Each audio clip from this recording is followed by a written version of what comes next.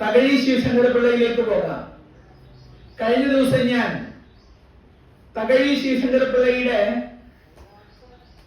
തൊട്ടിയുടെ മകനും ഏണിപ്പടികളും ചെമ്മീനും രണ്ടിടങ്ങഴി ഒക്കെ പരിചയപ്പെടുത്തി. അപ്പോ അദ്ദേഹത്തിന്റെ പ്രധാന കൃതികളിലൊന്നായ കയറിനെ കുറിച്ച് സംസാരിക്കാൻ തുടങ്ങി ഏതാണ്ട് ഒരു വട്ടം പറഞ്ഞപ്പോഴേക്കും കൃഷ്ണൻ പറഞ്ഞു, ഇനി നമുക്ക് ഇതിൽ നിർത്തണ്ട, കുറച്ചുകൂടി കാര്യങ്ങൾ പറയാനുള്ളത് കൊണ്ട് അടുത്ത ക്ലാസ്സിൽ പറയാം. ശരി, അടുത്ത ക്ലാസ്സിൽ പറയാം. തകഴിയെ കുറിച്ച് അറിഞ്ഞിരിക്കേണ്ടതിനപ്പുറം തകഴി ശേഖരിച്ചു വച്ച നമ്മുടെ കേരളത്തിന്റെ സാമൂഹ്യ മാറ്റ ചരിത്രത്തെ തിരിച്ചറിയുക എന്നതാണ്. അങ്ങനെ തിരിച്ചറിയുമ്പോൾ നമുക്ക് നമ്മുടെ ഓർമ്മകളെ തിരിച്ചു പിടിക്കാൻ കഴിയും. തകഴി ശിവശങ്കരപിള്ള വളരെ ദരിദ്ര കുടുംബത്തിലാണ് ജനിച്ചത്. ഞാൻ അദ്ദേഹത്തിന്റെ ആത്മകഥ വീണ്ടും ഒരിക്കൽ കൂടി വായിച്ചു നോക്കി. അദ്ദേഹത്തിന്റെ ആത്മകഥയാണ് വായിച്ചു നോക്കി. വളരെ അന്നത്തെ കാലത്ത് വളരെ പ്രയാസപ്പെട്ട് ജീവിച്ച ഒരു കുടുംബത്തിലാണ് തകഴി ജനിച്ചത്, വളർന്നത്, പഠിച്ചത്. തകഴി എന്ന് പറയുന്നുണ്ട്, എന്റെ അമ്മ കൊയ്യാൻ പോയി സമ്പാദിച്ച നെല്ലുകൊണ്ടാണ് കുറച്ച് നിലം വാങ്ങി കൃഷിസ്ഥലം വാങ്ങിയത്. ആ കൃഷിസ്ഥലം വിറ്റാണ് ഞാൻ തിരുവനന്തപുരത്തെ വക്കീലുദ്യോഗത്തിന് വേണ്ടിയിട്ട് വക്കീൽ ഭാഗം പഠിക്കാൻ വേണ്ടി പോയത്. പഠിക്കാൻ പോകുമ്പോ അമ്മ എന്റെ മുഖത്തേക്ക് നോക്കി, കണ്ണു നിറച്ചുകൊണ്ട് എന്റെ മുഖത്തേക്ക് നോക്കി, മോനെ, തിരുവനന്തപുരത്ത് പോയവര് ആരും അങ്ങനെ കുടുംബത്തിലേക്ക് തിരിച്ചു വന്നിട്ടില്ല. കാരണം അനന്തപത്മനാഭന്റെ ആ മഹാപരിവേഷത്തില്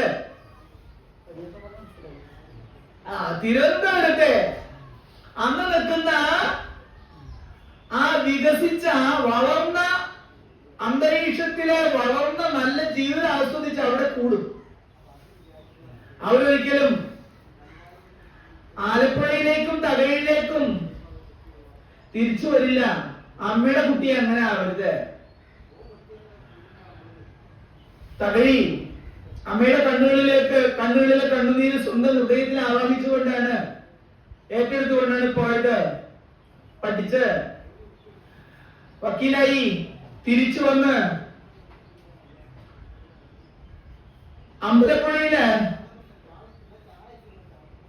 അമ്പലപ്പുഴ താലൂക്ക് കച്ചേരിയില്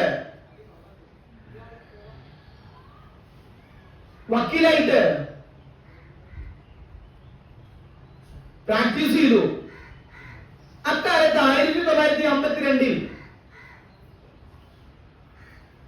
അമ്പലപ്പുഴ താലൂക്ക് കച്ചേരിയില് അവിടുത്തെ സർക്കാർ രേഖകൾ, അവിടുത്തെ ചില ഭൂമി ഇടപാടുകളുടെ രേഖകൾ പരിശോധിക്കാനിടയായി. ദീർഘമായി പരിശോധിക്കാനിടയായപ്പോഴാണ് കുട്ടനാട്ടിലെ കൃഷി ജീവിതത്തെ കുറിച്ചും ആ കൃഷി ആരാണ്, കൃഷിയും കാർഷിക പ്രവർത്തനങ്ങളും ആരാണ് ചെയ്തിരുന്നതെന്നും ആരുടെ കയ്യിലാണ് കൃഷിഭൂമി ഉണ്ടായിരുന്നതെന്നും ആരാണ് കൃഷിഭൂമിയിൽ അധ്വാനിച്ചതെന്നും എങ്ങനെയാണ് ഇവരുടെ കയ്യിൽ ഈ കൃഷിഭൂമി വന്നതെന്നും ഒക്കെ കൃത്യമായി മനസ്സിലാക്കേണ്ടായി. കാലം മുന്നോട്ട് പോയി. തകഴിക്ക് പഠിക്കാനായ കാരണം വേറൊരു കാര്യം കൂടി ഉണ്ടായിരുന്നു. കാരണം കൂട്ടുകുടുംബ വ്യവസ്ഥയിൽ നിന്നും കുടുംബ വ്യവസ്ഥയിലേക്ക് മാറ്റം സമൂഹത്തിൽ അങ്ങനെ വരുന്ന സമയമായി. കൂട്ടുകുടുംബത്തിൽ സ്വത്ത് ഒന്നായി കിടന്നിരുന്നു. ഭൂമിയുടെ കുടുംബത്തിലെ വരുമാനം മുഴുവൻ ഒരു വ്യക്തിയിൽ കേന്ദ്രീകരിക്കുകയും ആ സ്വത്ത് അവരുടെ ഇഷ്ടത്തിനനുസരിച്ച് കുടുംബത്തിലെ കൈവഴികളിലേക്ക് പോവുകയും ചെയ്തിരുന്ന ഒരു കാലമുണ്ടായിരുന്നു. അതിൽ നിന്ന് മാറി കുടുംബ വ്യവസ്ഥയിലേക്ക് മാറിയപ്പോ കോടതികളിൽ തിരക്ക് വർദ്ധിച്ചു, ഗുമസ്തന്മാർക്ക് പണി കൂടി. മാത്രമല്ല രജിസ്റ്റർ ഓഫീസുകളിൽ ഏതായാലും ചന്തയിൽ ആൾക്കൂട്ടം നിറയുന്ന ഒരു കാലമുണ്ടായി. അപ്പോഴാണ് തകഴി ഈ വ്യവഹാര കാര്യങ്ങൾക്ക് വേണ്ടി രേഖകൾ പരിശോധിച്ചത്.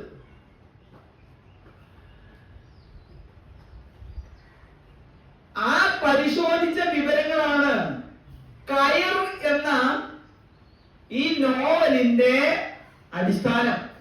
കയറുപോലെ പിരിഞ്ഞു കിടക്കുന്ന ബന്ധങ്ങൾ, കയറുപോലെ പിരിഞ്ഞു കിടക്കുന്ന ബന്ധങ്ങൾ, കുരുക്കായി പിരിഞ്ഞു കിടക്കുന്ന ബന്ധങ്ങൾ,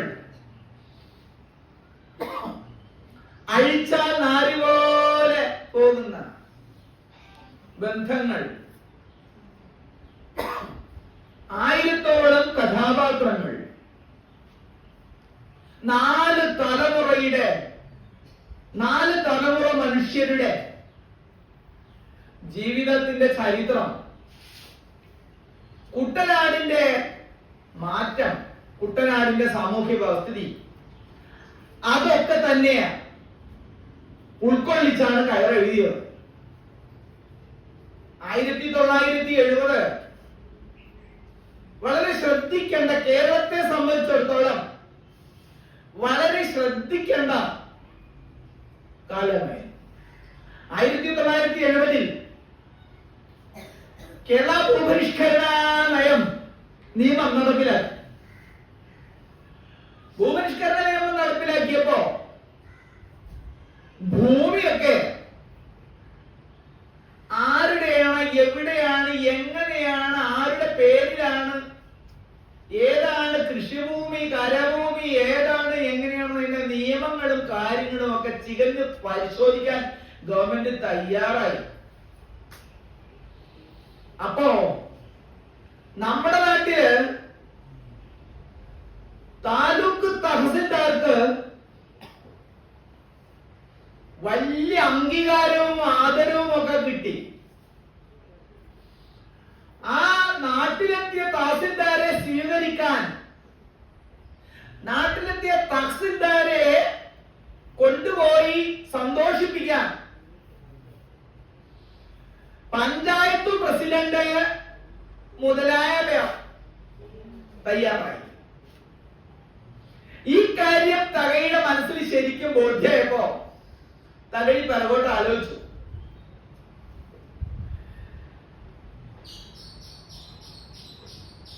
ആയിരത്തി 1952 മുമ്പ് ഭൂമി തരംതിരിച്ച് നികുതി ഏർപ്പെടുത്തുന്നതിന്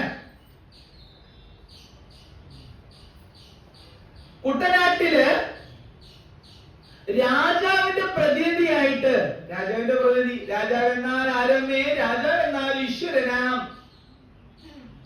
എന്ന് പാടിയുന്നൊരു കാലം ഉണ്ടായിരുന്നു.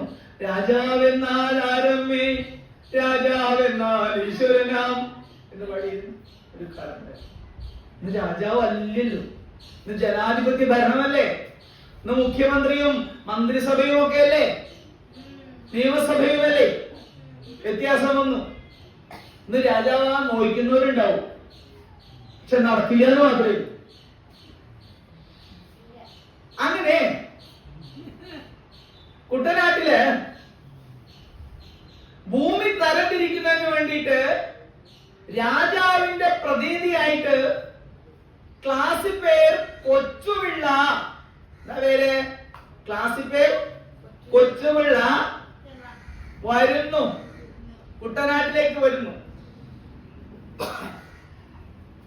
ഇതൊരു വലിയ സംഭവമാണ്, തീരെ പ്രതീക്ഷിക്കാതെ. ഭൂമി എന്നാൽ ഒന്നുമല്ല, ആകെ രണ്ടു തരത്തിലെ ഭൂമിയുള്ളൂ. ഒന്ന് ബ്രഹ്മസ്വം, ബ്രാഹ്മണന്റെ ഭൂമി. മറ്റൊന്ന് ദേവസ്വം. രണ്ടു തരം ഭൂമി,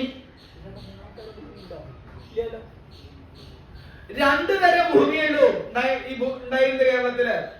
അതൊന്ന് ദേവന്റെ ഭൂമി, മറ്റൊന്ന് ബ്രാഹ്മണന്റെ ഭൂമി. ഈ രണ്ട് ഭൂമി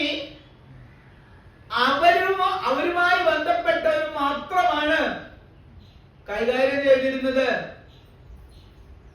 അതുകൊണ്ട് മാത്രവുമല്ല, ഈ കൃഷിഭൂമിയിൽ നിന്നുള്ള വരുമാനം, ഏത് ഭൂമിയിൽ തെങ്ങായാലും വേണ്ടി, വാഴയാലും വേണ്ടി, കുരുമുളകായാലും വേണ്ടിയ ഇല്ല വരുമാനം, നെല്ലായാലും വേണ്ടി ഇതിൽ വരുമാനം ആ വസ്തുക്കളായിട്ടാണ് കൊടുത്തിരുന്നത്. പഴയ രേഖകൾ പരിശോധിച്ചാൽ അറിയും. ഇന്ന ക്ഷേത്രത്തിലേക്ക് മുൻചൂത് വെട്ടി മടഞ്ഞ ഓല 25, നാഴി വെളിച്ചെണ്ണ, 2 നാഴി നല്ലെണ്ണ, ഇത്ര കുത്തുമുണ്ട്, ഇത്ര കുത്തു തോർത്ത്, അങ്ങനെയൊക്കെയാണ് ആധാരത്തിൽ എഴുതി ചേർത്തിട്ടുള്ളത്. അത് ഭൂമി, ബ്രഹ്മസ്വം ഭൂമിയും ദേവസ്വം ഭൂമിയും കൃഷി ചെയ്തിരുന്നവർ അങ്ങനെയാണ്. മാത്രവുമല്ല, ഈ തെങ്ങിന്റെ ഓല, തെങ്ങിന്റെ ഓല എന്ന് പറഞ്ഞാൽ അന്ന് നമ്മുടെ വീടുകളിലൊക്കെ പട്ട വെച്ചിട്ട് മുടഞ്ഞിരുന്നത്, മേഞ്ഞിരുന്നത്. ഇപ്പൊ തെങ്ങും പട്ട എത്രയേ, ആ തെങ്ങും പട്ട, മടഞ്ഞ തെങ്ങും പട്ട. മുൻചൂത് വെട്ടിയ മുന്നേ തല കുറിച്ചിട്ട് മടഞ്ഞ തടുക്കാണ് കേട്ടോ ഉദ്ദേശിക്കുന്നത്. മുൻചൂത് വെട്ടി മടഞ്ഞ ഓല, അതാണ് ആ വെച്ചാൽ. അത് കൂടാതെ ഇത്ര പറ നെല്ല്, ഈ ദേവസ്വത്തില് ഇത്ര പറ വാട്ടം. എന്റെ നാട് തിരുവേപ്പുറയാണ്. തിരുവേപ്പുറ മഹാദേവ ക്ഷേത്രത്തില് 82,000 പറ പാട്ടം നെല്ല് വന്നിരുന്ന നമുക്കന്ന് വന്നിരുന്ന ക്ഷേത്രമാണ് 82,000 പറ നെല്ല്. ഇത് സൂക്ഷിക്കാൻ വൻ പത്തായങ്ങള്. ഇപ്പൊ കഴിഞ്ഞ ദിവസം എന്റെ സുഹൃത്ത്, എന്റെ വീട്ടിലൊരു പത്തായം കൊടുക്കേണ്ടത്, അത് കൊണ്ടുപോയില്ല, വാങ്ങാൻ ആളുമില്ല. അവസാനം ഓൺലൈനിൽ കച്ചവടത്തിൽ വെച്ചു. എന്നിട്ട് ഏതൊരു കൂട്ടരൊന്ന് കോഴിക്കോട്ടുകാരോ കൊണ്ടുപോയി. അവരുടെ വീട്ടില് പണ്ടത്തെ കാലത്ത് അതിഗംഭീരമായിട്ട് പണിതിട്ടുള്ള പത്തായ നെല്ല് സൂക്ഷിക്കാൻ. ഇന്ന പരിപാടി ഇല്ലല്ലോ, സൂക്ഷിക്കുന്ന പരിപാടിയൊക്കെ ഉണ്ട്. ഗവൺമെന്റ് കൊണ്ടുപോകും, നല്ല കാശും തരുന്നുണ്ട്. അപ്പോ ഗവൺമെന്റ് കൊണ്ടുപോയി ചെയ്തിട്ട് കാശും തരുന്നുണ്ട്. അപ്പൊ കാശ് പേർ കൊച്ചുപിള്ള വരുന്നു. എന്തിന്? ഭൂമി തരംതിരിക്കാൻ. കരഭൂമി ഏത്, കൃഷിഭൂമി ഏത്, നല്ല ഭൂമി ഏത്, വെള്ളക്കെട്ടുള്ള ഭൂമി ഏത് എന്ന് തരംതിരിക്കാൻ വേണ്ടിയിട്ട് ക്ലാസ്സിൽ പേർ കൊച്ചുപിള്ള വരുന്നു. രാജകീയമായ ആഡംബരങ്ങളോടുകൂടി വരികയാണ്. വരുന്ന സമയത്ത് എവിടേക്കാ വരുന്നത്? കുട്ടനാട്ടിലേക്ക്. നാട്ടിലെ പ്രധാനി അന്ന് കോടാന്ത്ര മൂപ്പിലാശാനായിരുന്നു. കോടാന്ത്ര മൂപ്പ്. ഈ കോടാന്ത്ര മൂത്താശാൻ ഈ കാശ്മീർ കൊച്ചുപിള്ളേനെ എവിടെയാണ് താമസിപ്പിക്കണ്ടേ എന്നുള്ളതിൽ ഭയങ്കര ബേജാറായിരുന്നു. കാരണം രാജാവിന്റെ പ്രതീതിയാ വരാൻ പോണത്. കല്ല് വിളർക്കുന്ന കൽപ്പന നടത്താൻ കഴിയുന്ന ആളാണ് രാജാവ്. ഇന്നാളെ തല വെട്ടാൻ പറഞ്ഞാൽ വെട്ടിയിരിക്കും, 4 വെട്ടം പറഞ്ഞാൽ നോക്കിയിരിക്കും, തൂക്കിക്കൊല്ലാൻ പറഞ്ഞാൽ തൂക്കിക്കൊന്നിരിക്കും, ചാട്ട് കയറ്റി കൊല്ലാൻ പറഞ്ഞാൽ ചാട്ട് കയറ്റി കൊല്ലും. ഇരുമ്പ് കൂടെ പോലും സാർ അയക്കാൻ കയറ്റില്ല, കൂട്ടിയിട്ട എല്ലാരും കാണുന്ന രീതിയിൽ കെട്ടി തൂക്കിയിടും. ഒരു തുള്ളി വെള്ളമൊന്നും കൊടുക്കുക, അതിനുള്ളില് കിടന്ന് ചാവും. മറ്റ് ജീവികൾ കൊത്തിപ്പെറുക്കി കടിച്ചു വലിച്ച് അങ്ങനെ അസ്ഥി മാത്രമായിട്ടിരുന്ന രാജസേവന്മാർ അസ്ഥി മാത്രമായി. അയ്യോ, ഞാൻ പറഞ്ഞ വിഷയം മാറിപ്പോയി. കോടാന്ത്ര കോടന്ത്ര മൂത്താശാൻ, കോടന്ത്ര മനക്കല് കോടന്ത്ര തറവാട്ടിലെ മൂത്താശാൻ എവിടെയാണ് ഇങ്ങനെ താമസിപ്പിക്കാൻ ഇടം കണ്ടെത്തി. പ്രഗത്ഭന്മാരായിട്ട് ബ്രാഹ്മണൻ വന്ന് താമസിക്കുന്ന എരുമത്ര മഠത്തില് പ്രഗത്ഭന്മാരായിട്ടുള്ള നമ്പൂരാർ വന്ന് താമസിക്കുന്ന രാജാവിന്റെ ഇളമുറ തമ്പുരാക്കന്മാർ വന്ന് താമസിക്കുന്ന സ്ഥലം, രാജാവിന്റെ ഇളമുറ തമ്പുരാക്കന്മാർ വന്ന് എഴുന്നള്ളി താമസിക്കുന്ന സ്ഥലമായിട്ടുള്ള എരുമത്ര മഠത്തിൽ താമസിപ്പിക്കാൻ തീരുമാനിച്ചു. ബാല്യക്കാർ ഓടി വരികയായി, പിന്നെ വെള്ളവലിക്കായി, അതുപോലെ തന്നെ അടിച്ചു വൃത്തിയാക്കായി, മാറാലതൊക്കെയായി, സൗകര്യങ്ങൾ ഏർപ്പെടുത്തായി, പുല്ലൊക്കെ പറിച്ചു നെട്ടിക്കോരി വൃത്തിയാക്കി. ഒന്നും പറയണ്ട, ദിവസങ്ങളുള്ള പണി. അങ്ങനെ രാജകുടുംബങ്ങളും വലിയ വലിയ ബ്രാഹ്മണ കുടുംബങ്ങളും മാത്രം വന്ന് താമസിച്ചിരുന്ന എരുമത്ര മഠം വൃത്തിയാക്കി ആര് താമസിക്കാൻ തുടങ്ങി? ക്ലാസ്സിൽ പേർ കൊച്ചുപിള്ള താമസിക്കാൻ തുടങ്ങി. ക്ലാസ്സിൽ പേര് കൊച്ചുപിള്ള താമസിക്കാൻ തുടങ്ങിയപ്പോഴാണ് പിന്നെ തമാശ ഉണ്ടായത്. ഇയാൾ വന്നിരിക്കുന്ന ഈ ഭൂമിയെ കടന്ന് തിട്ടപ്പെടുത്താനും തരംതിരിക്കാനും വേണ്ടിയിട്ടാണ്. ആകെക്കൂടെ മനുഷ്യന്റെ കയ്യിലുള്ളത് ഭൂമിയാണ്. തീരെ വിലയില്ലാന്ന് കരുതിയിരുന്ന ഭൂമിക്ക് വില ഉണ്ടാവാൻ തുടങ്ങി. തെക്കേ കണ്ടെന്റേതാണ്, വടക്കേ കണ്ടെന്റേതാണ്, മേലെ കണ്ടെന്റേതാണ്, കീഴേ കണ്ടെന്റേതാണ്, അത് ഓന്റെ അത്രയാണ്, ആ അതിർത്തി ഇന്റെ എത്രയാണ്. തീരെ വിലയില്ല വിചാരിച്ചെന്ന പല കാര്യങ്ങളും സംഭവിക്കാൻ തുടങ്ങി. അപ്പൊ ക്ലാസ്സിൽ പേര് കൊച്ചു പിള്ളേനെ സ്വാധീനിക്കണം. നമ്മുടെ നാട്ടിൽ നിന്നുണ്ടല്ലോ ഈ സ്വാധീനിക്കല്. അതിനെന്തും ചെയ്യും. മണ്ടും 18 കാലമെന്നാകിലും എന്നാണ്. 10 പണം കിട്ടുമെന്ന് കേട്ടാലവർ മണ്ടും 18 കാലമെന്നാകിലും എന്ന് നമ്പ്യാർ പറഞ്ഞതുപോലെ ഇന്നുകൊണ്ട് ഈ പ്രീണിപ്പിക്കൽ മനസ്സിലായി. നമ്മുടെ ഇഷ്ടങ്ങള്, സ്വാർത്ഥമായ ഇഷ്ടങ്ങള് സമ്മതിച്ചു കിട്ടാൻ വേണ്ടി കൈക്കൂലിയായിട്ടും ഈ വേറെ തെക്കത്തല്ല രീതിയില് മറ്റുള്ളവരെ സ്വാധീനിക്കാൻ വേണ്ടിയിട്ടുള്ള ശ്രമങ്ങള് ഇന്നും നടക്കാറുണ്ട്. ക്ലാസ്സിൽ പേർ കൊച്ചുപിള്ളയെ സ്വാധീനിക്കാൻ വേണ്ടി പല വിധത്തിലുള്ള പ്രവർത്തനങ്ങൾക്ക് ആൾക്കാർ, കുട്ടനാട്ടിലെ ആൾക്കാര് വരാൻ തുടങ്ങി. സ്വാധീനത്തിൽ വരാത്ത ഒരാളിൽ കിട്ടോ? ഇനി ഞാൻ ഇവിടെ ഇത്തിയുടെ പറഞ്ഞുതരാം. കൃഷ്ണേട്ടൻ പറഞ്ഞു പൊക്കി വെക്കാൻ തോന്നരുത്. കൃഷ്ണേട്ടന് സ്വാധീനിക്കാൻ കഴിയില്ല, കൈക്കൂലി കൊടുക്കാൻ കഴിയില്ല. അതിക്കാണ് കൈക്കൂലി കൊടുക്കില്ല എന്ന കാര്യം ഉറപ്പാകും. അതിന്റെ വല്ല മൂപ്പര അനുഭവത്തിൽ ഞാൻ അകന്നു വന്നിട്ട് നടക്കാത്തൊരു പണിയെ മൂപ്പര്. അല്ല, അത് കൃത്യം എനിക്കറിയാം. കാരണം എന്റെ ഒരു മർക്കേസിലല്ലേ ആകെ കഷ്ടപ്പെട്ട് നിസ്സാര കാര്യത്തിന് മൂപ്പരുടെ ചില ഷാഠ്യങ്ങളുണ്ട്. കൊടുക്കില്ല പറഞ്ഞാൽ കൊടുക്കില്ല, ശരിയല്ലാത്ത ശരിയല്ലാന്ന് തന്നെയാണ്. അത് നല്ല നിലപാടാണ്. പലപ്പോ എനിക്ക് വിയോജിപ്പ് തോന്നിയിട്ടില്ല, പക്ഷെ എങ്കിലും നല്ല നിലപാട്. അതാണ് ശരിയായ നിലപാട്. സ്വന്തം സ്വാർത്ഥമായ കാര്യത്തിന് വേണ്ടി മറ്റുള്ളവരെ പ്രീണിപ്പിക്കുന്ന, കാൽ തിരുമിയിട്ടോ കൈ തിരുമിയിട്ടോ ചിരിച്ചിട്ടോ കുഴഞ്ഞിട്ടോ കാശ് എടുത്തിട്ടോ അല്ലെങ്കിൽ ഉൽപ്പന്നങ്ങൾ കൊണ്ടെടുത്തിട്ടോ സ്വാധീനിക്കുന്ന ആ പരിപാടി ഉണ്ടല്ലോ, അതൊരിക്കലും ശരിയല്ല. പക്ഷെ ഇവിടെ ആ ജാതി പരിപാടികൾ വരാൻ തുടങ്ങി. ക്ലാസ്സിൽ എരുമത്ര മഠത്തിലേക്ക് വാഴക്കൊലകളുടെ വരവായി. വാഴക്കൊല വരാൻ തുടങ്ങി. അതെവിടുന്ന? അത് മേലേപ്പുറത്താണ്. ഇതെവിടുന്ന വരുന്നത്? കീഴപ്പുറത്താണ്.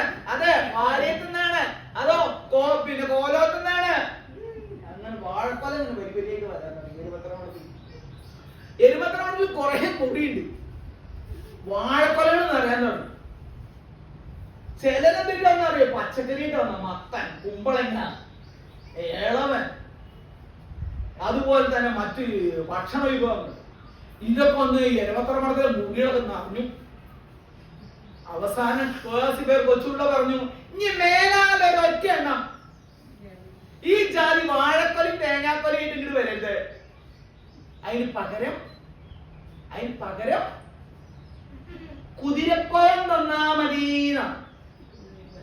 എന്നുവെച്ചാ കാശ് ഇത് കെട്ടിവെച്ച് കൊണ്ടുവരാൻ. അതുകൊണ്ടാണ് ആൾക്കാർ സ്വർണം സൂക്ഷിക്കുന്നത്, കാശ് സ്വർണ്ണത്തിൽ സൂക്ഷിക്കുന്നത്.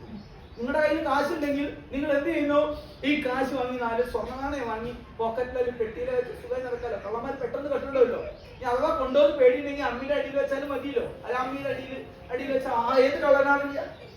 ആൾക്കാരെ അങ്ങനെ സ്വർണ്ണം പല വിധത്തിലും സൂക്ഷിക്കാം. അവസാനം കുതിര പണയം വരാൻ തുടങ്ങി. അങ്ങനെ പണയം വരാൻ തുടങ്ങിയപ്പോഴാണ് പിന്നെ പണം മതിയെന്ന് പറഞ്ഞു.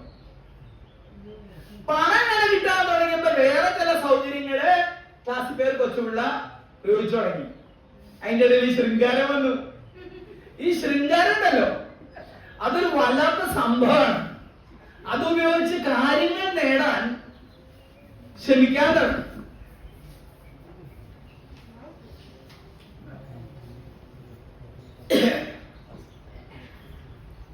വേറെ ചില കാര്യങ്ങൾ അതിനിടയിലൂടെ സംഭവിക്കണ്ടായി.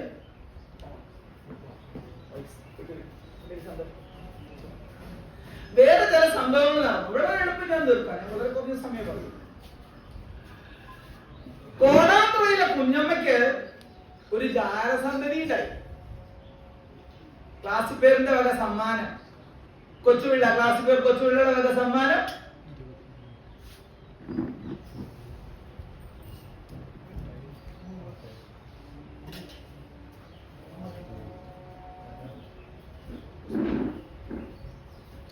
ക്ലാസ് പേർ കൊച്ചുപിള്ളയുടെ വക സമ്മാനം കോടാമ്പുറയിലെ കുഞ്ഞമ്മയ്ക്ക് ഒരു കുട്ടീനെ. പിന്നെ വേറെ ചില സംഭവം കൂടി ഉണ്ടായി. കുഞ്ഞിലക്ഷ്മി അമ്മയ്ക്ക് ഒരു മകളെ കിട്ടി. ക്ലാസ് പേർ കൊച്ചുപിള്ളയുടെ സമ്മാനമായിട്ട് കുഞ്ഞിലക്ഷ്മി അമ്മയ്ക്ക് ഒരു പെൺകുട്ടിയെ കിട്ടി. വയറ്റാട്ടി ശീലാണ്ടിയിലെ കല്യാണി അമ്മയ്ക്ക് വയറ്റാട്ടി ആയിട്ടില്ല എന്ന് വെച്ചാൽ കുട്ടികളില്ല, പ്രസവിച്ച കുഞ്ഞുങ്ങള് വയറ്റാട്ടി ആയിട്ടില്ല. ശീലാന്തിപ്പള്ളിയിലെ കുഞ്ഞലക്ഷ്മി അമ്മയ്ക്ക് കല്യാണി അമ്മയ്ക്ക് ഒരു മകനെ കിട്ടി, കേശവൻ. അങ്ങനെ നമ്മളെ ക്ലാസ്സിൽ പേർ കൊച്ചുപിള്ള ജനസംഖ്യയുടെ കാര്യത്തിൽ ചില താല്പര്യങ്ങളൊക്കെ കാണിച്ചു, വർദ്ധിപ്പിക്കുന്ന കാര്യത്തിൽ. എന്തായാലും വേണ്ടിയ കേശവൻ, ശീലാന്തിയിലെ കല്യാണി അമ്മയുടെ മകൻ കേശവൻ പഠിക്കാൻ മഹാമിടുക്കനായിരുന്നു. മിടുക്കനായ കേശവൻ പഠിക്കുകയും മാത്രമല്ല അധ്യാപകനാവുകയും ചെയ്തു. അധ്യാപകനായ കേശവൻ എന്ത് ചെയ്തു? ആ നാട്ടിലെ പാവപ്പെട്ട മനുഷ്യർക്കൊക്കെ വിദ്യാഭ്യാസം കൊടുക്കാൻ തയ്യാറായി. മറ്റത് വിദ്യാഭ്യാസം എന്ന് പറഞ്ഞാൽ നമ്മുടെ സമൂഹത്തിലെ വലിയൊരു വിഭാഗം എന്ന് വെച്ചാൽ സമൂഹത്തിൽ ഉയർത്തിൽ നിൽക്കുന്നവർക്ക് മാത്രമേ ലഭിച്ചിരുന്നുള്ളൂ.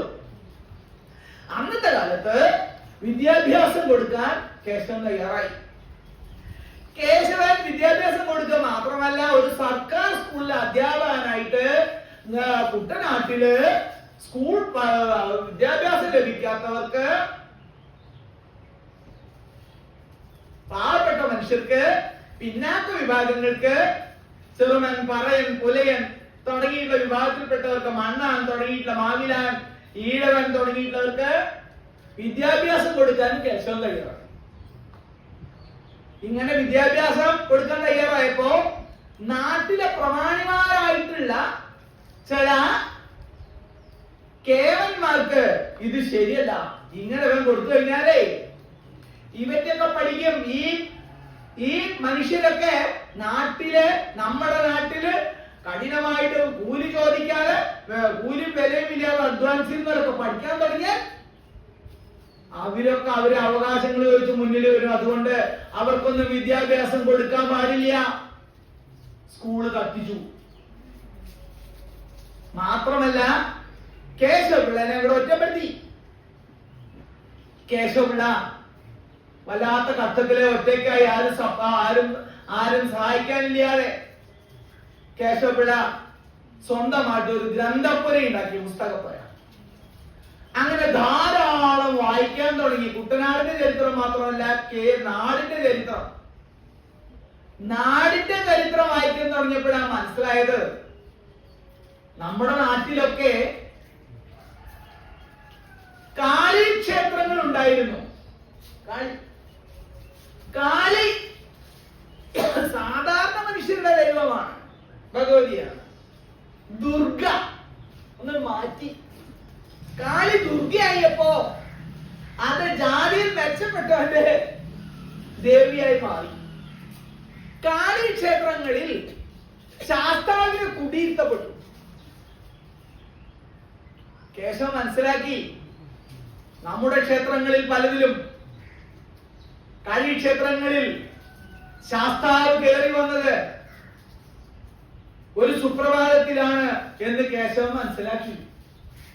മാത്രമല്ല, നമ്മുടെ കേരളത്തിൽ പ്രബലമായിരുന്ന, വൻതോതിൽ വളർന്നു നിന്നിരുന്ന ബുദ്ധമത സംസ്കാരം, ബുദ്ധമതം, ബുദ്ധ ഭിക്ഷുക്കള്, ബുദ്ധ ക്ഷേത്രങ്ങള്, ബുദ്ധ കേന്ദ്രങ്ങള്, ജൈന കേന്ദ്രങ്ങള്, ഇതിനെ കുറിച്ചൊക്കെ കേശവൻ നന്നായി മനസ്സിലാക്കിയത് മാത്രവുമല്ല, ഇതൊക്കെ തന്റെ അമ്മയ്ക്ക് പറഞ്ഞു കൊടുത്തു. അമ്മേ, നമ്മൾ ഉദ്ദേശിക്കുന്നത് പോലെ ഒന്നുമല്ല ഈ സമൂഹം വളർന്നത്, ചുറ്റുപാട് മനുഷ്യർ വളർന്നത്. നമ്മൾ ഉദ്ദേശിക്കുന്നത് പോലെ ഒന്നുമല്ല കാര്യങ്ങള്. ഇത് അമ്മയ്ക്ക് മനസ്സിലാക്കി കൊടുത്തു. നാട്ടിലും വീട്ടിലും ഒരുപോലെ ഒതുങ്ങിയ കേശവൻ കാശിക്ക് പോകാൻ തീരുമാനിച്ചു. കാശിക്ക് പോകാൻ തീരുമാനിച്ചപ്പോഴാണ് വേറൊരു സംഭവം ഉണ്ടായത്. വേറൊരു സംഭവം ഉണ്ടായെന്ന് വെച്ചാൽ,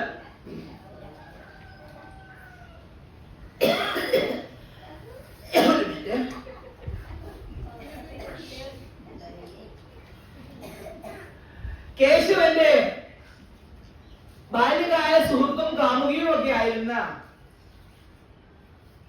ശരിയാണ്, ദേവി എന്നാണ്,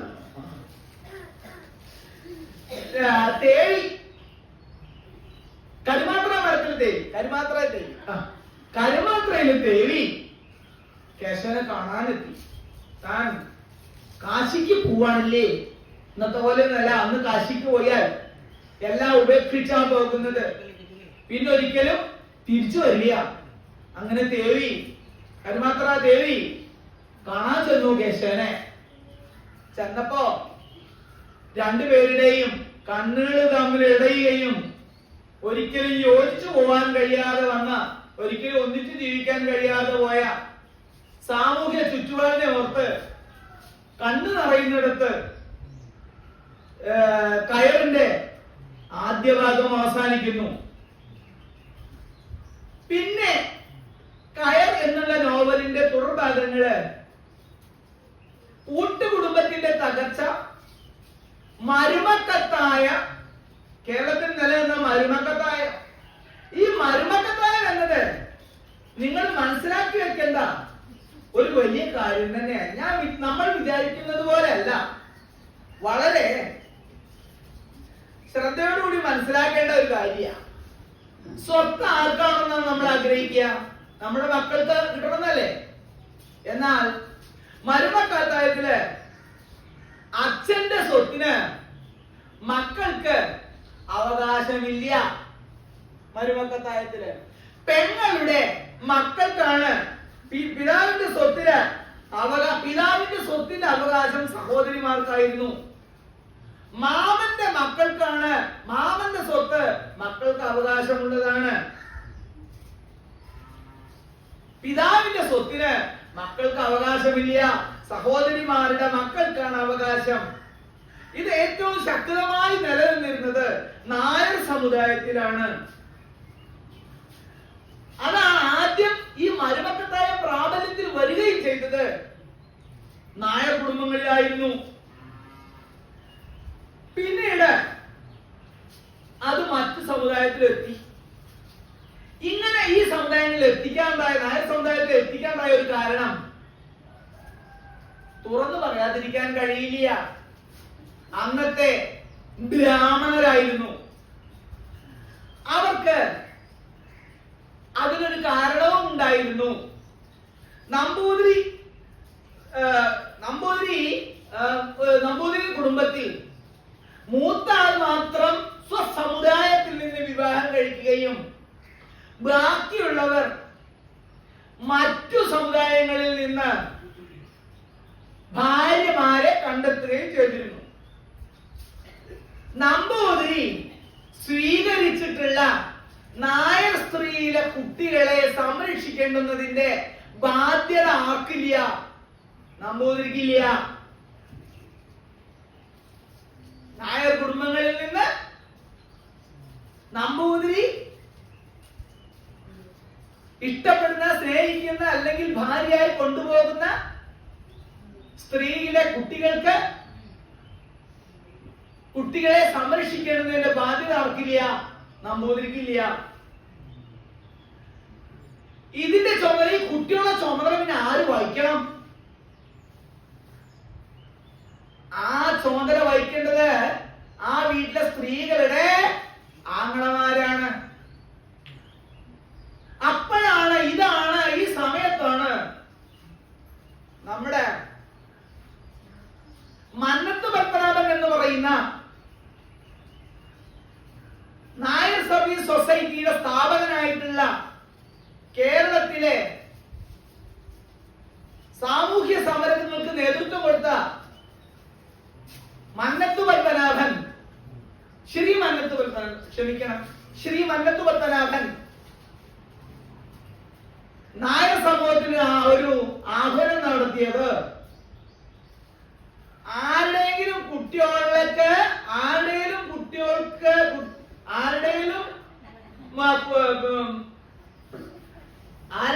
കുട്ടികൾക്ക് ചെലവിന് കൊടുക്കേണ്ട ബാധ്യത നിങ്ങൾക്ക് ഇല്ലട ചക്കന്മാരെ. ചവിട്ടി മറക്കി കിണ്ടി വെള്ളം. ആരുടെയും കുട്ടികൾക്ക് ചെലവിന് കൊടുക്കണ ബാധ്യത നിങ്ങൾക്ക് ഇല്ലട ചക്കന്മാരെ. നിങ്ങൾക്കില്ല, അല്ലെങ്കിൽ നമുക്കില്ല. അതുകൊണ്ട് അതിന്റെ അർത്ഥം എന്താണെന്നറിയോ? മരുമക്കത്തായത്തിൽ ഈ പരിപാടി വേണ്ട. ഏത് നമ്പൂതിരിമാർക്ക് ഭാര്യയാകുന്ന ഈ പണി വേണ്ട. എന്നാൽ 20-ാം നൂറ്റാണ്ടിന്റെ ആദ്യ പകുതിയില് തിരുവിതാംകൂറിലും പിന്നെ കൊച്ചിയിലും പിന്നെ മലബാറിലും 20-ാം നൂറ്റാണ്ടിന്റെ ആദ്യത്തില് തിരുവിതാംകൂറിലും കൊച്ചിയിലും മലബാറിലും മരുമക്കത്തായം നിയമം മൂലം കണ്ട് നിരോധിച്ചു. മരുമക്കത്തായം നിരോധിച്ചപ്പോ കൂട്ടുകുടുംബങ്ങളിലൊക്കെ പ്രശ്നങ്ങളുണ്ടായി. ഭൂമി കൈമാറ്റ വ്യവസ്ഥയിലും പ്രശ്നങ്ങളുണ്ടായി. സ്വത്ത് ചോദിച്ചുകൊണ്ട്, അവകാശം ചോദിച്ചുകൊണ്ട് മക്കൾ മുന്നോട്ട് വന്നു.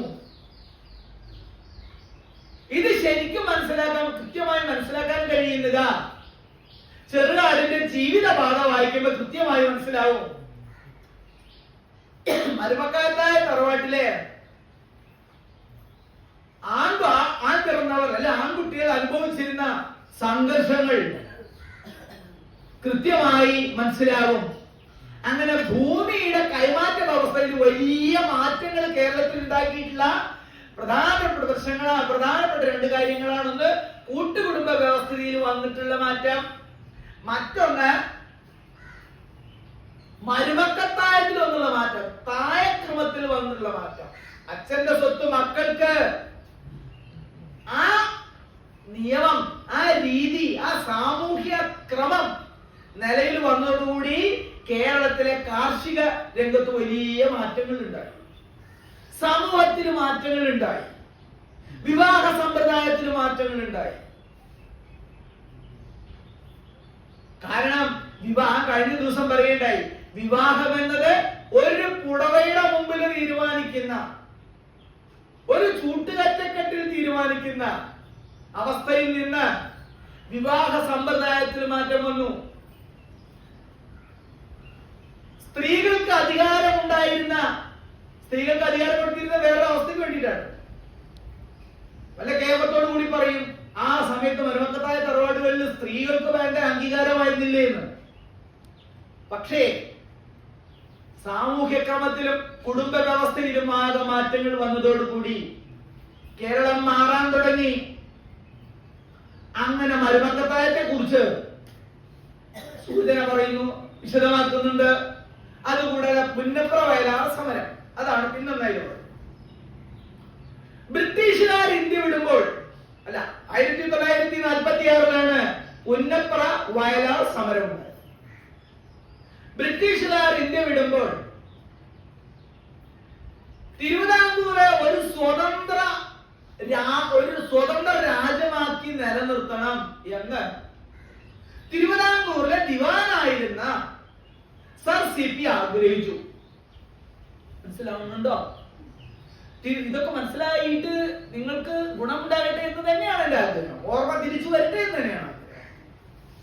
1946 46 പുന്നപ്ര വയലാർ സമരം ഉണ്ടായത്. ബ്രിട്ടീഷുകാർ ഇന്ത്യ വിടുമ്പോൾ തിരുവിതാംകൂർ ഒരു സ്വതന്ത്ര രാജ്യമായി നിലനിൽക്കണം എന്ന് തിരുവിതാംകൂർ ദിവാനായിരുന്ന രാജാവിന് വേണ്ടിയിട്ടും തിരുവിതാംകൂർ ഭരിച്ചിരുന്ന ദിവാൻ സർ CP രാമസ്വാമി അയ്യർ തീരുമാനിച്ചു. അതിന്റെ പരമായിട്ട് പല വിധത്തിലുള്ള നിയമങ്ങളും ഉണ്ട്. അമേരിക്കൻ മാതൃകയിലുള്ള ഒരു ഭരണഘടന തന്നെ CP രാമസ്വാമി അയ്യർ തയ്യാറാക്കി. ഇതിനെതിരെ സ്റ്റേറ്റ് കോൺഗ്രസും കമ്മ്യൂണിസ്റ്റ് പാർട്ടികളും എതിർത്തു. ഈ എതിർപ്പിനെ സർ CP ശക്തമായ പട്ടാള ഭരണം കൊണ്ട്, പട്ടാളത്തിനെ പോലീസിനെ ഉപയോഗിച്ചുകൊണ്ട് അടിച്ചമർത്തി.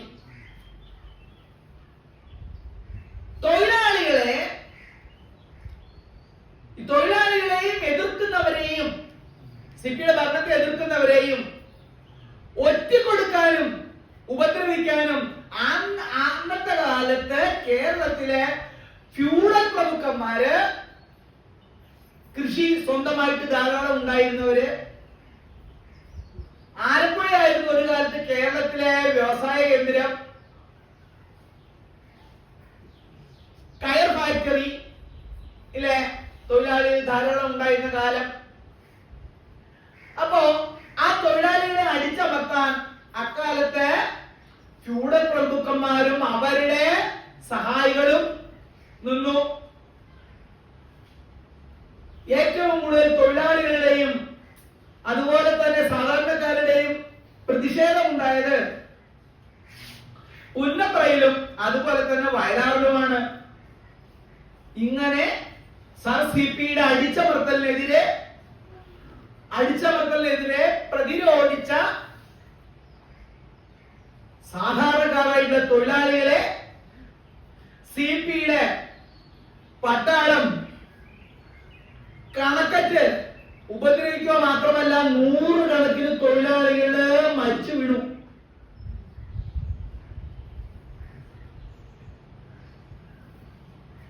പുന്നപ്രയിലും വയലാറിലും ഇങ്ങനെ ധാരാളം സാധാരണ മനുഷ്യരെ മരിച്ചു വീണു.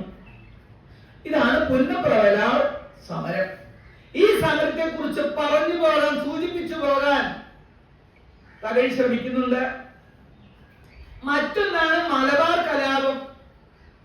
ഞാൻ ആദ്യമേ പറഞ്ഞുതരാം. പുന്നപ്ര വയലാർ സമരത്തെ കുറിച്ചും അതിന്റെ മറ്റു കാര്യങ്ങളെ കുറിച്ചും ഒന്നും പറയാനുള്ള വേദി ഇതല്ല എന്നതുകൊണ്ട് മാത്രം ചുരുക്കി പറയും. മറ്റൊന്ന് മലബാർ കലാപമാണ് സൂചന. 1921 മലബാർ കലാപം ഉണ്ടായത്. 1921 മലബാർ കലാപം ഉണ്ടായത്.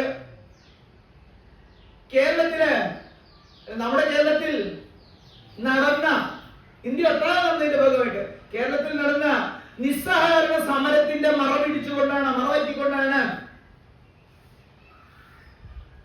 കേരളത്തില് മലബാർ കലാപവും നടന്നത്. മലബാറിലെ ഏറനാട്, വള്ളുവനാട് എന്നീ പ്രദേശങ്ങളില് മാപ്പിളമാര് ജന്മിമാരുടെ നിരന്തര ചൂഷണത്തിനെതിരെ. എന്താ ചൂഷണം? ആകവിടെ കാർഷിക വൃത്തിയാണ് എത്തുന്നത്. കൃഷിപ്പണി, കൃഷിയുമായി ബന്ധപ്പെട്ട തൊഴിലുകളാണ് ചെയ്യുന്നത്. കൃഷി ചെയ്തുണ്ടാക്കുന്നതിന്റെ ഭൂരിഭാഗവും സ്ഥല ഉടമകള് അല്ലെങ്കിൽ ജന്മിമാർ കൊണ്ടുപോകുന്ന ഒരവസ്ഥയുണ്ടായിരുന്നു. അക്കാലത്താണ് നമ്മുടെ ചങ്ങമ്പുഴ കൃഷ്ണപിള്ളയിലേക്ക് വാഴക്കുല എന്നുള്ള കൃതിയൊക്കെ ഇറങ്ങുന്നത്. കരയേണ്ട മക്കളെ, കരയേണ്ട മക്കളെ, കൽപ്പിച്ചു തമ്പുരാൻ വേറൊരു വാഴ പിന്നെ ഞാൻ കൊണ്ടുപോട്ടെ. അല്ലേ, അരുമപുലയൻ തന്റെ മാടത്തിന്റെ മുറ്റത്ത് നട്ട വാഴ, കയ്യ വളർന്നത് കാലാ വളരുന്നെന്ന് പറഞ്ഞ് കുട്ടികള് സ്നേഹിച്ച് സ്നേഹിച്ച് അങ്ങനെ വാഴ കുലച്ച് പഴ കുലച്ച് മൂത്ത് പഴം തിന്നാൻ കൊതിച്ചു നിൽക്കുന്ന സമയത്ത് അങ്ങനെ സന്തോഷിച്ചിരിക്കുന്ന കുട്ടികളുടെ മുന്നിൽ വെച്ചുകൊണ്ടാണ് അച്ഛൻ വാഴക്കുല വെട്ടി തമ്പുരാന്റെ വീട്ടിൽ കൊണ്ടുപോയി സമർപ്പിക്കാൻ ശ്രമിക്കുന്നത്. അപ്പോ വാഴക്കുലയെ കുറിച്ചൊക്കെ പിന്നീട് ഞാൻ സൂചിപ്പിച്ചു തരാം അടുത്ത ദിവസങ്ങളിൽ. അങ്ങനെ മലബാറിലെ ഏറനാട്, വള്ളുവനാട് എന്നീ പ്രദേശങ്ങളില് നടന്ന മാപ്പിള കലാപങ്ങളെയാണ് മലബാർ കലാപം എന്ന് പറയുന്നത്. മലബാർ കലാപത്തിന്റെ കലാപം സാമൂഹ്യ മേഖലയിൽ ഉണ്ടാക്കിയിട്ടുള്ള മാറ്റങ്ങൾ, ഭൂമി കൈമാറ്റ വ്യവസ്ഥയിൽ ഉണ്ടാക്കിയിട്ടുള്ള മാറ്റങ്ങളെ കുറിച്ച് സൂചിപ്പിച്ചു പോകുന്നുണ്ട്. കാരണം കൃഷിഭൂമിയിലെ അധ്വാനിക്കുന്നതിന്റെ ഭൂരിഭാഗവും ഞങ്ങൾ കൊടുക്കാൻ തയ്യാറല്ല. കുറെ അടി കിട്ടുമ്പോൾ തിരിച്ചടിക്കൂലേ, അത് തന്നെ അതിനെ കുറിച്ച് പറഞ്ഞു പോകുന്നുണ്ട്. മറ്റൊന്ന് വിമോചന സമരത്തെ കുറിച്ച് പറഞ്ഞു പോകുന്നുണ്ട്. 1957 അധികാരത്തിൽ വന്ന, തെരഞ്ഞെടുപ്പിലൂടെ അധികാരത്തിൽ വന്ന കമ്മ്യൂണിസ്റ്റ് മാർക്സിസ്റ്റ് പാർട്ടിയുടെ ഭരണത്തിനെതിരെ കേരളത്തിലെ ഒരു വിഭാഗം മുസ്ലിങ്ങളും, അങ്ങനെ പറയാം, ഒരു വിഭാഗം ക്രിസ്ത്യൻ സമൂഹവും ഒരു വിഭാഗം നായർ സമൂഹവും ചേർന്ന് നടത്തിയിട്ടുള്ള സമരമാണ് വിമോചന സമരം. അത് പ്രധാനപ്പെട്ട ഒരു കാരണം 1957 അവതരിപ്പിച്ച ഭൂപരിഷ്കരണ ബില്ലായിരുന്നു. ഈ ഭൂപരിഷ്കരണ ബില്ല് പറഞ്ഞെന്താന്ന് അറിയോ, അത് മനസ്സിലാക്കി പോയിക്കോളൂ. പാട്ടം കൊടുക്കൽ ഇല്ലാതാക്കല്, ഭൂമിയുടെ പരിധി നിയമിക്കല്, കുടിയിളപ്പുകാരന് ഭൂമിയിലെ കുടിയിളപ്പുകാരന് 3 സെന്റ് മുതൽ 10 സെന്റ് വരെ കൈവശം വയ്ക്കാൻ അധികാരം, പാട്ട കൃഷിക്കാരന് 16 തവണ 16 ഇരട്ടി കൊടുക്കുന്ന പാട്ടത്തിന്റെ 16 ഇരട്ടി കൊടുത്തു കഴിഞ്ഞാൽ കൈവശം ആ ഭൂമി കൈവശമാക്കാനുള്ള അവകാശം. ഇതൊക്കെയായിരുന്നു ആ ബില്ലിൽ ഉണ്ടായത്. അപ്പൊ ഇതൊക്കെ എന്നാൽ തോട്ടം തൊഴിലാളികളിൽ നിന്ന് ഒഴിവാക്കം ചെയ്തിട്ടുണ്ട്. അത് വേറെ കാര്യം. അപ്പൊ ഈ ഭൂപരിഷ്കരണ ബില്ല്, പിന്നെ മുണ്ടശ്ശേരി മാഷ് കൊണ്ടുവന്നിട്ടുള്ള ഒരു വിദ്യാഭ്യാസ ബില്ല്. മുണ്ടശ്ശേരി മാഷ് കൊണ്ടുവന്നുള്ള വിദ്യാഭ്യാസ ബില്ല് പറഞ്ഞാൽ മാനേജർമാരുടെ അധികാരം ഒന്ന് നിയന്ത്രിച്ചു. ഗവൺമെന്റ് നേരിട്ട് ശമ്പളം കൊടുക്കാൻ തുടങ്ങി. അത് ഒരു കാരണം. അതിന്റെ ഇടയില് ഈ നായർ സർവീസ് സൊസൈറ്റിയുടെ നേതാക്കന്മാരുടെ ചില ഇഷ്ടങ്ങൾ നടക്കാതെ വന്നു. അത് ചില നിയമനങ്ങളുമായി, ചില അധികാര സ്ഥാനങ്ങളിലെ നിയമനങ്ങളുമായി ബന്ധപ്പെട്ടിട്ടായിരുന്നു ഇത് നടക്കാതെ വന്നു. വേറൊന്നും കൂടി നടന്നു. 1959 പെട്ടെന്ന് സമരം ആരംഭിച്ചു. ആക്രമാസക്തായി. അമേരിക്കയിൽ നിന്ന് പണം ഇഷ്ടംപോലെ ഒഴുകി. ഇവിടുത്തെ ആൾക്കാരൊക്കെ ആക്രമണത്തിന് വേണ്ടത്ര EMS മന്ത്രിസഭയെ പരമാവധി താഴെ ഇറക്കാനുള്ള എല്ലാ ശ്രമവും അമേരിക്കക്കാർ ഡോളർ കൊടുത്ത് സഹായിച്ചു. അപ്പോഴാണ് പനമ്പിളി ഗോവിന്ദമേനോന്റെ ഒരു ശക്തമായിട്ടുള്ള പ്രസംഗം, നല്ല ഒടിപ്പും തൊങ്ങലും വെച്ചുള്ള ഒരു പ്രസംഗം, പനമ്പിളി ഗോവിന്ദമേനോൻ നടത്തിയുള്ള പ്രസംഗം തീ പടൽ പോലെ കേരളത്തിൽ പടർന്നു. അതുകൂടാതെ ഫ്ലോറി എന്ന് പറയുന്ന ഗർഭിണിയായിട്ടുള്ള ഒരു സ്ത്രീ സമരത്തിന്റെ ഇടയില് വെടിയേറ്റ് മരണപ്പെടുകയും ചെയ്തു. ഇതൊക്കെ കൂടെ ആയപ്പോ ജനങ്ങൾ തെരഞ്ഞെടുത്ത ഇടതുപക്ഷ ഗവൺമെന്റ്, കമ്മ്യൂണിസ്റ്റ് ഗവൺമെന്റ്, EMS ഗവൺമെന്റിനെ, സാധാരണക്കാരുടെ ഗവൺമെന്റിനെ അന്നത്തെ പ്രധാനമന്ത്രിയായിരുന്ന ജവഹർലാൽ നെഹ്റു പിരിച്ചുവിട്ടു. പിരിച്ചുവിടുകയുണ്ടായി. വിമോചന സമരത്തെ കുറിച്ച് സൂചിപ്പിച്ചു പോകുന്നു. ഇങ്ങനെ ഒരുപാട് കാര്യങ്ങൾ കേരളത്തിന്റെ സാമൂഹ്യ മാറ്റം, ഏതാണ്ട് 250 കൊല്ലത്തെ ചരിത്ര മാറ്റം, സാമൂഹ്യഘടനയിൽ, ജാതിഘടനയിൽ, ജീവിതഘടനയിൽ, വിവാഹഘടനയിൽ, സംസ്കാരത്തിൽ, പട്ടികജാതി പട്ടികവർഗങ്ങളുടെ മാറ്റത്തിൽ